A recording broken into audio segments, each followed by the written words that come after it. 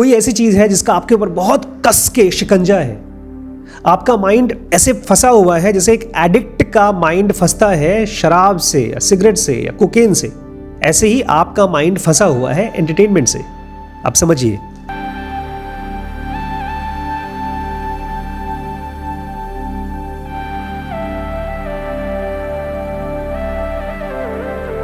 नमस्कार दोस्तों, स्वागत है आपका जिन योगा चैलेंज में। आज मैं कवर करना चाहता हूँ secret to understanding human brain. आज मैं कवर करना चाहता हूँ secret to understanding human brain. Human brain को समझने का सीक्रेट। और इसमें हम लोग कुछ क्वेश्चंस कवर करेंगे।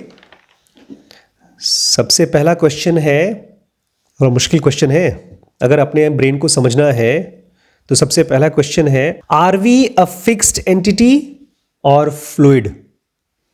Are we a fixed entity और अ फ्लूइड एंटिटी? मतलब हम लोग कोई फिक्स्ड चीज है या बदलने वाली चीज है? क्या है इसका आंसर? हम लोग हड्डी के बने हुए हैं, मांस के बने हुए हैं, बाल, ढेर सारे केमिकल्स, हार्मोन्स। हम फिक्स्ड है कि चेंजिंग है, फ्लूइड है? बॉडी बदलती है। तो कोई चीज़ ऐसी है हमारे अंदर में जो फिक्स्ड है, डिवाइन फिक्स्ड है, लेकिन वो तो अभी दिखती नहीं है, उसको तो खोजना है। तो कोई ऐसी चीज़ है जो अभी डिवाइन नहीं है लेकिन फिर भी अंदर में फिक्स्ड है। माइंड फिक्स्ड है, माइंड बदलता नहीं है। नहीं, मैं पूछ रहा हूँ मैं आपको, क्योंकि मैं पहले इस्टेब्लिश करना चाहता हूँ कि आप लोग का थॉट क्या है इसमें। क्योंकि जब तक आपका जो नॉर्मल थॉट है वो चीज स्टैब्लिश ना हो जाए तब तक नई इनसाइट घुसेगी नहीं। ह्यूमन बीइंग मतलब आप लोग कोई फिक्स्ड एंटिटी है? अगर इस सवाल नहीं समझ में आया तो और समझाऊं? चलिए मैं एग्जांपल देता हूं। आप लोग अभी यहां से ऊपर जाएंगे तो अपना मूवी देखेंगे, टीवी देखेंगे, एंजॉय करेंगे। ये पक्का है कि इसमें कोई डाउट है? पक्का है। और अगर इसमें रोकेंगे तो परेशानी हो जाएगी, आपको दुख होगा। तो ये चीज़ एक फिक्स्ड बात है कि बदलने वाली बात है? ऐसा हो सकता है क्या कि मैं आपसे कहूँ मत देखिएगा मूवीज़ और आप नहीं देखेंगे कल से? ऐसा तो बिल्कुल नहीं हो सकता कि मैं आपसे कहूँ या कोई भी आदमी आपसे कहे, जैसे भगवान कृष्ण आपके सामने खड़े हो जाए, बोले आज के बाद मोबाइल मत चलाना, कोई भी बुरी चीज़ें मत सोचना, मेडिटेशन करना, और आप जाएंगे क्लास छोड़कर ध्यान करते रहेंगे। ऐसा तो नहीं हो पाएगा ना। इसका मतलब आपकी हैबिट्स, आपकी कंडीशनिंग्स, आपके थॉट्स क्या है? फिक्स्ड है। इसको बदलता कौन है या कैसे बदलता है ये? मान लीजिए आप 12 बजे सोते थे तो 2 बजे सोएंगे। कौन सी चीज है जो आपको 12 से 2 बजे तक सुला सकती है? मतलब आपका टाइमिंग 2 घंटे लेट कर सकती है। कोई भी अच्छी सी फिल्म आ जाए, कोई बहुत धांसू सीरीज आ जाए, बाहर का इंपल्स, लेकिन उसमें भी सारे इंपल्स नहीं, ये ज्ञान व्यान की बातें नहीं, अच्छी सी सीरीज। जो हमारे 3 गुण होते हैं उसमें से जो रजस, तमस और सत्व गुण होते हैं, इन पे डिपेंड करता है हमारी आदतें और हम क्या करते हैं। इतनी बड़ी बड़ी बातें बोल रही हैं, लेकिन मैं आपसे ये पूछ रहा हूं, पहले बदलने से पहले आप ये तो देखिए कि क्या चीज है जो आपको ऑटोमेटिकली बदल रहा है। पहले एक नदी का बहाव है आपके चारों तरफ और उसमें आप बहते चली जा रही हैं। जब तक आपको स्विमिंग नहीं आएगी तब तक आप अपने माइंड को समझ नहीं पाएंगी। मेरा सवाल समझिए। आप 2 घंटे लेट सोएंगी, किस चीज की वजह से? आप इस समय जाएंगी ऊपर तो कितने बजे सोएंगी? अभी बज रहा है 10। कितने बजे सोएंगी? कभी 12:30 बज जाते, कभी 12:30, कभी 1, कभी 2 भी बज जाता है, कभी 3 बज जाता है, कभी 4 बज जाता है। तो ये चीज क्या कराता है? कौन सी एक्टिविटी कराती है? Obviously mobile, right? और मोबाइल में भी कोई सीरीज, राइट? इसको फैक्ट की तरह देखिए। अगर ये फैक्ट है और इस फैक्ट को आप बदलना चाहते हैं तभी आप इस वीडियो को समझ पाएंगे। कोई ऐसी चीज है जिसका आपके ऊपर बहुत कस के शिकंजा है। आपका माइंड ऐसे फंसा हुआ है जैसे एक एडिक्ट का माइंड फंसता है शराब से या सिगरेट से या कोकेन से। ऐसे ही आपका माइंड फंसा हुआ है एंटरटेनमेंट से। अब समझिए, ध्यान से सुनिए मेरी बात को। आप देखती हैं एक सीरीज, उसको ज़ेनोगा बोलता है इम्पल्स। क्या बोलता है? इम्पल्स। और उस सीरीज को ब्रेन में पहुंचते ही, ब्रेन जब पहुंचता है उसके पास, ब्रेन के पास, तो ब्रेन उसके साथ कुछ करता है। क्या करता है? कुछ करता है। ये हमारे ब्रेन में कौन करता है? कुछ इमोशन, इंटेलिजेंस जो भी है, बट कोई ना कोई है हमारे ब्रेन में जो उसको देखता है और उसको एंजॉय तो करता ही है, बट उसको समझता भी है। ऐसा होता है कि मैं आपसे पूछूं, अरे यार वो लड़की ने काला काला क्या लगा रखा था लिपस्टिक की जगह पर? आप बोलेंगे बड़े पापा वो नया फैशन है, आप नहीं जानते, मैंने ट्राई किया है। या मैं आपसे कहूंगा उस कौन सी बेकार सी भाषा थी उसकी, या कौन से बेकार कपड़े पहन रखे थे, आप बोलेंगे पापा आप नहीं जानते, वो आजकल ट्रेंडिंग है, वोग है। वोग मतलब फैशन।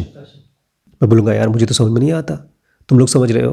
तो आपके ब्रेन ने उस सीरीज को, उस कॉमेडी को, उस वीडियो को, उस जोक को देखा और उसको कुछ किया, मतलब समझा। मैं नहीं समझ पा रहा हूं, आपका ब्रेन समझ पा रहा है, इसलिए मैं उसे नहीं देखूंगा, आप देखेंगे। रमन उसको नहीं देखेंगे, लेकिन आप देखेंगे।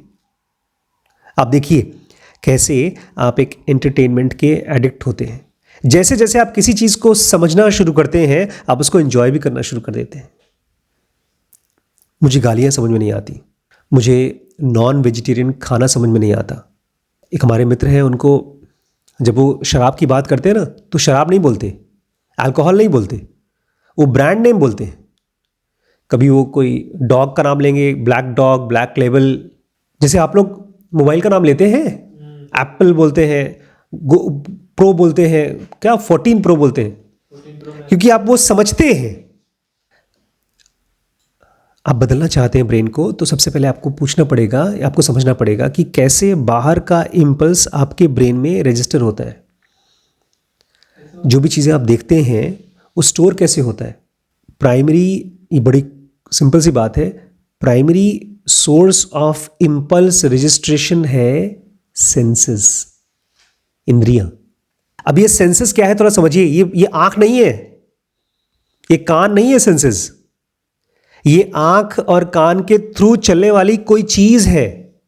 जैसे सांस लेते हैं तो हवा जाती है, और उसी में अगर कहीं कोई परफ्यूम है तो उसकी खुशबू भी उसी हवा के थ्रू जाएगी, कहीं कोई बदबू है तो भी उसी हवा के थ्रू जाएगी। ऐसे ही सेंसेस हमारी आंखों के थ्रू ट्रैवल करते रहते हैं, और उसी सेंसेस में मिला करके नशा मिलाते हैं जब कोई कॉमेडी का सीन आप देखते हैं। तो जो कुछ भी इंपल्स आता है उसको ज़ेनोगा बोलती है कोडेड इंपल्स। कहीं से कोई आवाज़ आई, मैं तेरा दोस्त, मैं तुझसे प्यार करता हूं, ये एक आवाज़ आई, ये है कोडेड इंपल्स।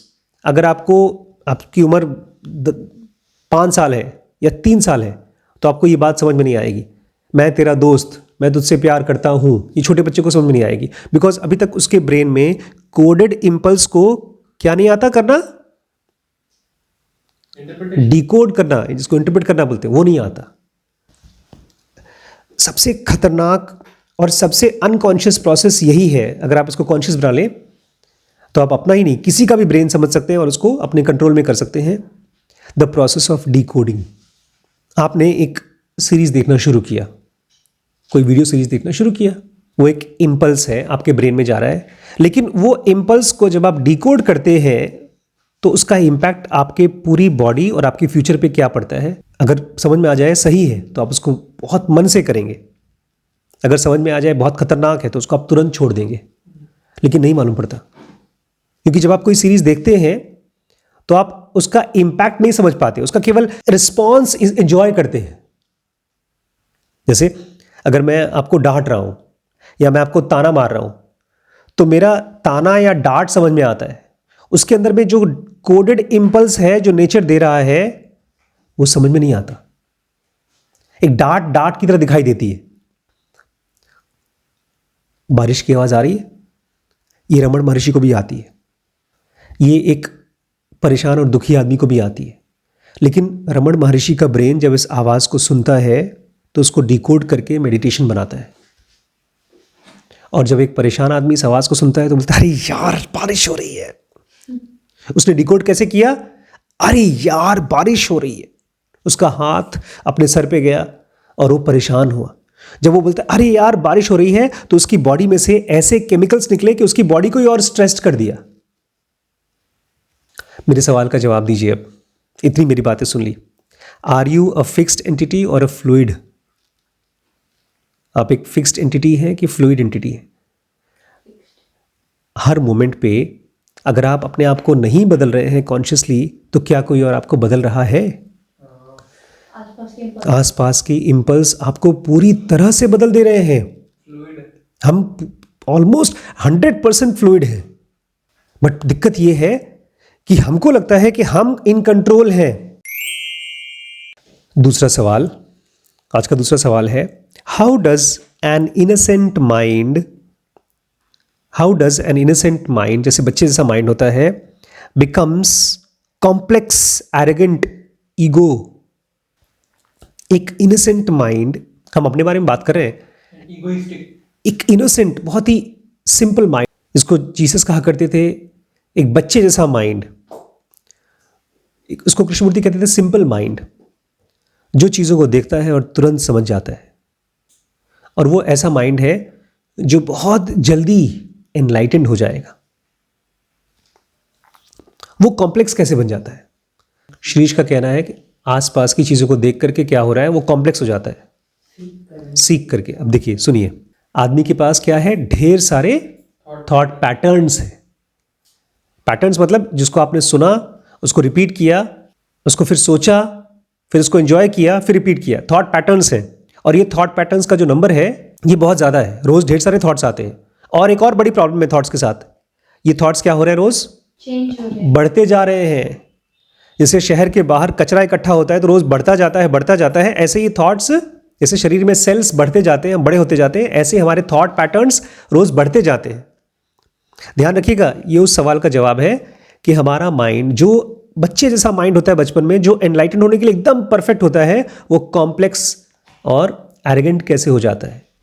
वो एनलाइटन हो ही नहीं पाता, वो समझ नहीं पाता। ये उसका जवाब है। और ये पैटर्न्स जो हमने थॉट सोचा है, मान लीजिए आपके साथ एक बहुत बड़ी दुर्घटना हो गई, आपके साथ हुई भी, आपकी मम्मी की डेथ हो गई, मेरे साथ हो गई, मैं एग्जाम में फेल हो गया, शीश के साथ हो गई, उसको रात को बहुत तेजी से डांटा गया, वैभव के साथ हो गई, कुछ ऐसी चीज़ हुई जो हम नहीं चाहते, तो एक थॉट बन गया, एक बहुत स्ट्रॉन्ग इमोशन बना, और वो रिपीट हो रहा है। और ये एक दिन तक नहीं चलता। वो जो फेलियर है, या जो एंगर है, या जो भी एक नेगेटिव इंपल्स है, वो जब दोबारा कोई एक्सीडेंट होता है तो वो फिर से याद आ जाता है। देखा, ऐसा इस आदमी ने मेरे साथ पहले किया था। लाइफ मेरे साथ हमेशा ऐसा करती है। जो चीज़ आज के 20 साल पहले एक एक्सीडेंट की तरह थी, वो फिर से मुझे याद आ जाती है, फिर से रिपीट होती है। ये थॉट पैटर्न्स खत्म नहीं हो रहे हैं, ये बढ़ते जा रहे हैं और रिपीट होते जा रहे हैं। इसलिए तो हमको आज अगर डांट पड़ती है या आज कोई दुख होता है तो हमको बचपन का दुख याद आता है। इसका मतलब समझे कि बचपन से हमारे थॉट्स क्या करते हैं? एक्यूमुलेट करते हैं। एक्यूमुलेट मतलब नहीं मालूम? एक्यूमुलेशन, इकट्ठा होते जाते हैं। हम लोग ढेर सारी चीजों को बचा बचा के रखते हैं और ढेर सारी चीजें अपने आप इकट्ठी होती जाती हैं। और ये हम और कहाँ से पाते हैं? अपने पेरेंट्स से लेते हैं, अपने टीचर से, अपने स्कूल से, अपने कॉलेज से, अपने दोस्तों से, अपने घर से, अपने आसपास के एनवायरनमेंट से, आपके जनरल एक्सपीरियंस से, और अब तो सबसे ज़्यादा लेते हैं यूट्यूब से। और अब तो उसमें भी यूट्यूब ने एक नई कैटेगरी डाल दी है, शॉर्ट्स।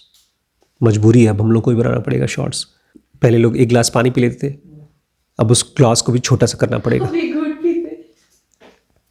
शॉर्ट्स ले लिया, एक शॉर्ट्स। आपको पता है ये चीज़ जो थॉट पैटर्न्स का इकट्ठा होना, आपको पता है ये चीज़ क्या आपके साथ हो रहा है? क्या आपको पता है कि आपने कौन से थॉट पैटर्न्स सबसे ज़्यादा रिपीट किए हैं अपने ब्रेन में? तो यही है आपके क्वेश्चन का आंसर कि एक इनोसेंट माइंड कॉम्प्लेक्स कैसे बन जाता है? नहीं, दूसरों को मत इल्जाम लगाइए। एक्यूमुलेशन के थ्रू वो जहां से जो भी थॉट पाता है, जो भी अच्छा थॉट लगता है, इमोशन अच्छा लगता है, उसको संभाल के रख लेता है। जैसे आजकल श्रीश ने एक नया गेम चालू किया है, मेरा चेक का शर्ट पहनना, उसको अच्छा लगा तो पहनता है। ऐसे ही श्रीश ने एक और नया काम चालू किया है, अपने बड़े भैया से लिया है, नाखून खाना। म्यूजिक बजाना दांत से। और अपनी दीदी से क्या लिया है? अंगूठी पहनना। ये सारी की सारी चीजें अभी पता नहीं आपको, लेकिन धीरे धीरे यही चीज कॉम्प्लेक्स होती जाती है। ये आपका एक कॉम्प्लेक्स ईगो हो जाता है। आप दुनिया को देख करके समझना चाहते हैं गौतम बुद्ध की तरह, लेकिन जब आप देखते हैं तो आपका ब्रेन उसकी तरह है जैसे कोई रोबोट होता है। जब रोबोट किसी को देखता है तो क्या करता है? कैलकुलेशन करता है, ये कितने सेंटीमीटर का है, ये रेज कहाँ से आ रही हैं, ये लाइट कितने इंटेंसिटी की है। जैसे कोई एआई मशीन हो, देखा है आपने कभी एआई मशीन को? हम एग्जैक्टली वही हैं। हमने ढेर सारे थॉट पैटर्न सेव कर रखे हैं और थॉट पैटर्न्स चल रहे हैं। अच्छा ये मेरी बात नहीं मानता, जब देखो तब एडिटिंग करता है, ये लड़की जब देखो तब परेशान करती रहती है, और ये मेरी पढ़ाई नहीं करता है। ऐसे दिमाग में थॉट चलते रहते। तो इसी में से आपका नेक्स्ट क्वेश्चन है, how to keep the mind innocent, how to keep the mind innocent ready for meditation. क्योंकि इनोसेंट माइंड ही मेडिटेशन में जा सकता है। एक सिंपल माइंड जो दुनिया को समझने के लिए बहुत सोचता नहीं है, जो दुनिया को देखता है और समझ जाता है। देखिए, जब एक बुद्ध किसी को देखते हैं ना, तो वो उसके बारे में बहुत सोचते नहीं। याद है हम लोगों ने क्या पढ़ा था? कॉस्मिक कॉन्शियसनेस कैसे समझती है पूरी दुनिया को। कॉस्मिक कॉन्शियसनेस में जो आदमी जाता है वो दुनिया को कैसे समझता है, एक नॉर्मल आदमी से कैसे डिफरेंट है वो। नॉर्मल आदमी जब किसी को देखता है तो बड़ा दिमाग से सोचता है, रीजनिंग करता है, डिडक्शन करता है, और कहीं पहुंचता नहीं। रीजन ढूंढता है बहुत सारे। और जो आदमी कॉस्मिक कॉन्शियसनेस में, वो कैसे समझता है? Cognition through awareness. वो देखता है और जान जाता है, देखता है और जान जाता है। वो जिस चीज़ पे नज़र जाती है वो ऐसा लगता है जैसे कि 1000 वॉट का बल्ब गया और उसको पता चल गया। तो ऐसा माइंड कैसे हम कर सकें? एक इनोसेंट माइंड, बच्चे का माइंड नहीं, एक एडल्ट का माइंड, जिसको दुनिया की सारी पोल्यूशन, सारे थॉट्स आ चुके हैं, लेकिन फिर भी वो एक गौतम बुद्ध बनने वाला माइंड है। एकदम प्योर माइंड। कीचड़ में कमल बोलते हैं इसको। पानी में रहता है, कभी देखा है कमल? लेकिन गंदगी नहीं रहती उसमें। वो माइंड कैसे बने? जिनोगा कहती है, बड़ी शर्म की बात है, बड़ी दुख की बात है कि स्कूलों में मैथ सिखाया जाता है, ग्रामर सिखाया जाता है, लेकिन अभी भी बच्चों को डेली मेंटल प्रैक्टिस नहीं पता है कोई ऐसी जिसके ज़रिए वो अपने थॉट पैटर्न्स को पहचान सकें, उसको एनालाइज कर सकें। आपके मन में एक थॉट आया, कौन सा थॉट आया? मेरा एक तो सवाल ही समझ पाए कैसे इंसान है अभी। वैभव के मन में एक थॉट आया कि बड़े पापा को मैंने एक सिंपल सा सवाल पूछा और समझ में नहीं आया, क्या ये सही में मेरी हेल्प कर पाएंगे? क्या इस थॉट को पहचानने के लिए कोई डेली मेंटल डिसिप्लिन फॉलो करते हैं आप? या किसी भी थॉट को फॉलो करने के लिए आपने एक फिल्म देखा और उस फिल्म को देखने के बाद आपके माइंड ने उसमें से क्या सीखा, क्या समझा, उसको इकट्ठा किया, उसको अपने कॉम्प्लेक्स ईगो का हिस्सा बनाया या नहीं बनाया? इस चीज़ को समझने के लिए कोई डेली मेंटल प्रैक्टिस की बात कर रहा हूँ। आप डेली खाना खाते हैं, डेली नहाते हैं, एक दिन नहीं नहाते तो कितना अजीब सा लगता है। तो अपने माइंड को डेली साफ करने के लिए कोई मेंटल डिसिप्लिन फॉलो करते हैं? आप बैठे, थॉट चल रहे हैं, कभी परेशानी वाली थॉट्स, कभी खुशी वाले थॉट्स, लेकिन कभी मन करता है कि माइंड को भी साफ करें। कभी थॉट ही नहीं आता, किसी ने कहा ही नहीं। जब मुझे पहली बार जिनोगा मिली थी उस दिन से लेकर के अब रोज मेरे माइंड में जब थॉट्स आते हैं तो पहले सफाई होती है, बाद में थॉट्स आते हैं। मेरे को थॉट्स बहुत कम आते हैं। जब भी मैं आप लोगों से बात करता हूं, मम्मी से बात करता हूं, किसी भी इंसान से बात करता हूं, कॉग्निशन ज्यादा होता है, थॉट्स बहुत कम होते हैं। और वो भी जो थॉट्स आते हैं वो कर्र करके सफाई हो जाते हैं। मेरा ब्रेन ऐसा है जिसमें कि एक बहुत बड़ा सा डस्टबिन है। कोई भी डाटा आया, कोई भी डाउनलोडिंग हुई, कोई भी इंपल्स आया, वो आया, देखा, स्टोर करके फेंक दिया। सफाई चलती रहती है। आपके नॉर्मल कंप्यूटर में तो आपको सेंड टू डस्टबिन भेजना पड़ता है, मेरे में तो खटखट से डस्टबिन होता रहता है। वो इसलिए क्योंकि मैं डेली मेंटल डिसिप्लिन फॉलो करता हूं, 3 स्टेप ब्रीदिंग। और सबसे इंपॉर्टेंट, मैं अपने थॉट्स को, जो भी थॉट्स आता है और जो थॉट्स रिपीट होता है एक के बाद 2, 3, 4, तो मैं उसको ऑब्जर्व करता रहता हूं। ऑब्जर्वेशन ही वो मेंटल प्रैक्टिस है जो डेली करना होता है। आपके मन में आया कि फला फला लड़की से मेरी कोई दोस्ती नहीं हो सकती, वो मेरी दुश्मन है, या किसी और के मन में आया कि ये लड़की मेरी दुश्मन है। अब ये थॉट अगर मेरे मन में आता तो जूम करके ऐसे बीच में आता और उसके चारों तरफ लाइट होती और ये थॉट का एनालिसिस होता, ये है क्या, ये है क्या, इसमें से मुझे कोई क्लैरिटी मिल रही है, इसमें से मेरा कोई ईगो कॉम्प्लेक्स हो रहा है क्या। ईगो कॉम्प्लेक्स समझते हैं क्या होता है? ईगो मतलब मेरा पर्सनालिटी का हिस्सा बन जाता है, वो मुझे सेल्फ कॉन्शियसनेस बना देता है। क्या बनाता है? Self consciousness. और मुझे नहीं बनना सेल्फ कॉन्शियसनेस, मुझे क्या बनना है? Cosmic consciousness. इसलिए एक भी थॉट अगर 1 घंटे से ज्यादा मेरे दिमाग में रह गया तो मेरे ब्रेन में सायरन बजना शुरू हो जाता है। Daily mental practice, daily mental practice. अपने माइंड को इनोसेंट कैसे बनाएं? Daily mental practice to analyse the predominant thoughts. जो सबसे ज्यादा प्रीडोमिनेंट थॉट है उसके प्रति एनालिसिस होनी चाहिए। कृष्ण अर्जुन से यही कहते हैं, अरे तुम अपने भाई, माँ, बाप, पता नहीं किसके बारे में चिंता कर रहे हो, तुम्हें चिंता करना चाहिए आत्मन के बारे में। वो सबसे तुम्हारा प्राइमरी थॉट होना चाहिए, वो तुम्हारा गाइडिंग थॉट होना चाहिए। और तुम कहाँ फालतू के चक्कर में पड़े हुए हो? 2 बीघा जमीन चाहिए तुम्हें। आपको पता है ना, ये आज की वीडियो में हम क्या समझने की कोशिश कर रहे हैं? The secret to understanding human brain. आप अपने ब्रेन को कैसे समझें और उसके मेडिटेटिव कैसे बनाएं। आप अपने ब्रेन को समझने के लिए थॉट से नहीं समझ सकते, आप उसके लिए साइलेंस क्रिएट करना होगा। लेकिन साइलेंस क्रिएट कैसे होता है? Bye cleaning out the useless. जिस समय चाहिए होते हैं, जिस समय आते हैं उस समय बड़े काम के होते हैं थॉट्स, लेकिन उसके बाद उनको हटाना चाहिए ना। हमारा माइंड ऐसा हो गया है कि खाना बनाया, सब्जी का छिलका निकाला, आलू का छिलका निकाला, लेकिन 20 साल से छिलका फेंका ही नहीं, सब घर में इकट्ठा कर रखा है। तुमने मुझे पिछले साल ये बोला था, इसलिए आज तुम जो कुछ बोल रहे हो वो सब जीरो है। तुमने पिछले साल बोला था ना ये चीज, गाली दी थी तुमने मुझे। एक बदबूदार छिलका भी हमने बहुत संभाल के रखा है और वही हमारी पर्सनालिटी का पार्ट हो जाता है। अगर आप किसी को समझना चाहते हैं तो आपको ये छिलके सब फेंकने होंगे, और इसको फेंकने के लिए, उसको जलाने के लिए आपके पास प्रॉपर लाइट, फायर होना चाहिए। कृष्णमूर्ति की एक बुक है, पता है, फायर ऑफ द माइंड। वो अवेयरनेस को फायर बोलते थे, यूजलेस थॉट्स को देखते थे। वो कहते थे अपने थॉट्स को ऐसे देखो जैसे कोई सांप निकल रहा है और आपको काटने वाला है और आप उसको ध्यान से देख रहे हो। आज का लास्ट क्वेश्चन दूं, why only 1 in a billion become a Buddha. केवल अरबों में एक ही आदमी बुद्ध क्यों बन पाता है? अरबों लोग हैं और सब चाहते हैं हम सक्सेसफुल हो, हम बड़े शांत हो और हम फाइनली एनलाइटन हो जाए, हम सब वो भगवान जैसे बन जाए। तो क्यों ऐसा नहीं होता? अब तो खैर यूट्यूब आ गया है, इंस्टाग्राम आ गया है, हमारे ज़माने में वो सब नहीं था। लेकिन हमारे ब्रेन के अंदर में भी अभी तक वैसे ही चल रहा है। मुझे याद है पहले एक शार्प कंपनी थी, शार्प, वो सोनी जैसी बड़ी फेमस कंपनी थी। सोनी भी थी, शार्प भी थी, और उसको आता था 2 in 1।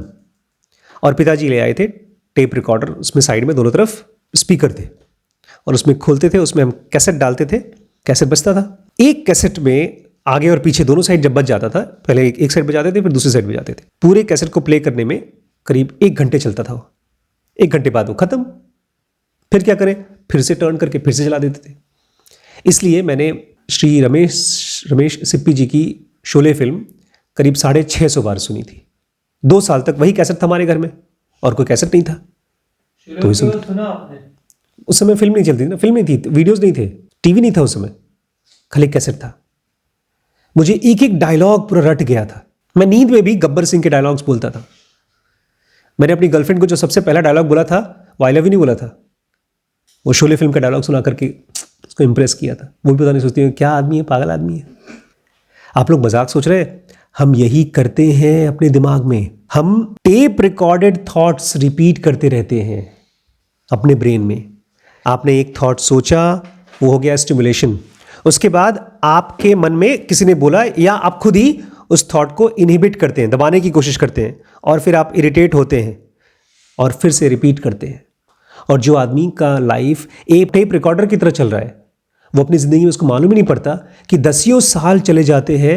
आज आप अपने आसपास में देखिए, आप 10 लोगों को चूज़ करिए अपनी फैमिली में, खुद की फैमिली में। हम लोग पूछ रहे हैं कि अरबों में से एक आदमी एनलाइटेंड क्यों होता है, तो वो अरबों में से 10 लोगों को चूज करिए अपनी फैमिली में से जिनकी उम्र 60-70 साल हो चुकी है, उनके बारे में पूछिए वो है कौन। अगर आप उनसे भगवान के बारे में बोलेंगे, इनलाइटनमेंट के बारे में पूछेंगे, माइंड कंट्रोल के बारे में पूछेंगे, रेगुलेशन के बारे में पूछेंगे, स्पिरिचुअलिटी के बारे में पूछेंगे या बुद्ध के बारे में पूछेंगे, तो क्या बोलेंगे वो? कुछ नहीं बोलेंगे। इसके बारे में उनके पास कोई थॉट ही नहीं है, कोई अंडरस्टैंडिंग नहीं है। वो लोग क्या है?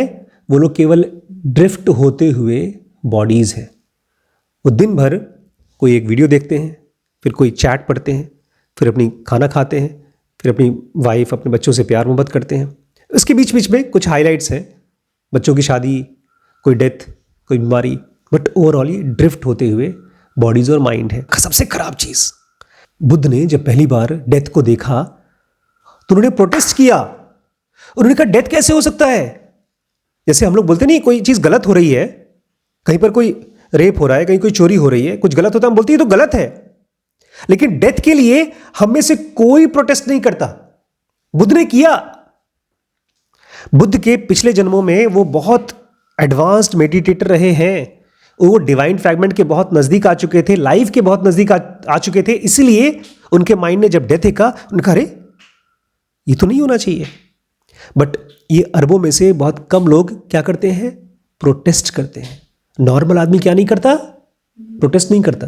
जब मैंने ज़ेनोगा पढ़ना शुरू किया तो मेरा माइंड ऑटोमेटिकली प्रोटेस्ट करना शुरू कर दिया कि ऐसा तो नहीं होना चाहिए, डेथ नहीं होना चाहिए। जब हम मरेंगे ना तो हम बोलेंगे अरे वो तो मैं मर गया, बॉडी मरी है, मैं जिंदा हूं। हम इसको बोलेंगे ये तो मैं भूत हूं, और इस तरह से लोग भूत बन जाते हैं। ज़ेनोगा कहती है अगर आपने मेडिटेशन को सीखा है तो जिस समय फिजिकल बॉडी मरेगी, आप अपने मर्जी से अपना एक मॉलिक्यूलर बॉडी इकट्ठा करेंगे और आप जिस लोक में जाना चाहते हैं, जिस ब्रह्मांड में जाना चाहते हैं, वहां जाकर के अपने हिसाब से जिंदगी जिएंगे। और वो लाइफ, मॉलिक्यूलर वर्ल्ड की लाइफ फिजिकल वर्ल्ड की लाइफ से ज़्यादा अच्छी होगी, ज़्यादा खूबसूरत होगी। उसमें आप अपने आप को स्पिरिचुअल प्रोग्रेस करा सकते हैं, मेडिटेशन करा सकते हैं। लेकिन ये सब नहीं पता। हम में से ज़्यादातर लोगों के लिए तो प्रोटेस्ट भी ऑप्शन नहीं है। हमारा माइंड इतना ज़्यादा टेप रिकॉर्डेड थॉट्स चलाता रहता है कि सब चीज़ फिजिकल वर्ल्ड की एक्सेप्टेड है। अरे भैया मरेंगे, जीवन का सच तो यही है। मरने पर हम बोलते हैं राम नाम सत्य है, राम नाम सत्य है, लेकिन वो क्या सत्य क्या है, ये सवाल नहीं उठता। अरबों में से केवल कुछ लोग ही इस दुनिया की रियलिटी को समझ पाते हैं, क्योंकि वो अपने माइंड को समझ नहीं पाते तो दुनिया को क्या समझेंगे। ज़ेनोगा एडवांस में क्या पढ़ा आज हमने? हम दुनिया को किसके थ्रू देखते हैं? एक ऐसे चश्मे से जिसके अंदर में पानी है। किससे देखते हैं श्रीश? Modifications of the mind. हम दुनिया को माइंड के थ्रू देखते हैं, रीजनिंग, थॉट्स। इस थॉट्स के चलने के ऊपर भी हमारा क्वेश्चन नहीं उठता कि थॉट्स चल क्यों रहे हैं। तो जब तक आपका माइंड ये प्रोटेस्ट नहीं करेगा कि why death, why disease, why pain, why suffering, तब तक आप इस बॉडी को छोड़ेंगे नहीं। जैसे आप किसी अमीर आदमी को देखते हैं तो बोलते हैं ना कि अमीर क्यों है, मैं गरीब क्यों। ऐसे ही अगर आप एक आदमी को देखते हैं कि वो एनलाइटेंड है तो अपने आप से पूछिए वो एनलाइटेंड, मैं एनलाइटेंड क्यों नहीं हूं। उसका कोई रास्ता है तो मुझे जानना है, और उसका रास्ता क्या है? ज़ेनोगा एडवांस। आपने अभी तक ज्वाइन नहीं किया दोस्तों, ये व्हाट्सएप का नंबर है, इस पर ज्वाइन कर लीजिए, ठीक है।